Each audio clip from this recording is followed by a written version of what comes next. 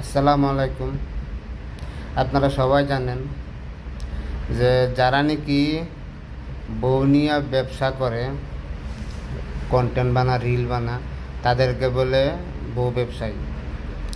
আর যে মেয়েরা single video বানা, তাদেরকে বলে দেহ ব্যবসায়ী, শরীর ব্যবসায়ী। আপনারা একটা কথা দেখবেন, কোনো পুরুষ মানুষ যদি সিঙ্গেল ভিডিও বানা, এই ভিডিও যদি খাস কোনো না থাকে তো ভিডিও মানুষ দেখে না, ভাইরাল হল।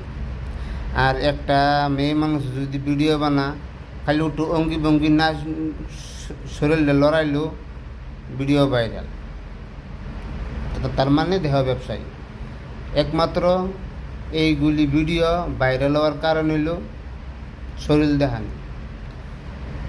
ছেলে মানুষ মেয়ে মানুষের শরীর দেখে আকর্ষণ হয়, আকর্ষণের কারণে ভিডিওগুলি ভাইরাল হয়।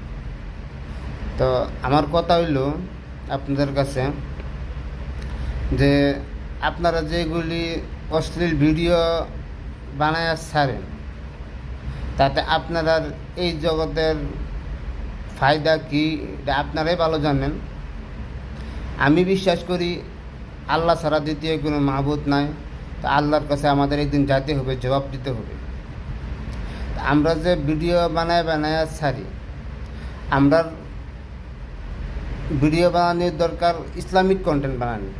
আমরা ভালো ভিডিও বানাতাম, ইসলামিক কন্টেন্ট বানাতাম, যেগুলো ভিডিও দেখে মানুষ কিছু শিখবো, ভালো কিছু শিখবো। আমরা যদি ইসলামিক কন্টেন্ট বানাই আর ভিডিও আপলোড দেই, মানুষ দেখে দুই কথা হিহে, আমরা সব পাইলাম, এবারে সব পাইলে কিবা শিখলো। আমাদের দরকার আখিরাত কামানির, এই জাহান্নাম কামানির দরকার নাই। আখিরাতে যাতে আমরা জাহান্নামে না গিয়ে জান্নাতে যেতে পারি। তাহলে জান্নাতে যেতে হলে ভালো কাজ করতে হবে। তাই আমরা দরকার ভালো কাজ করার।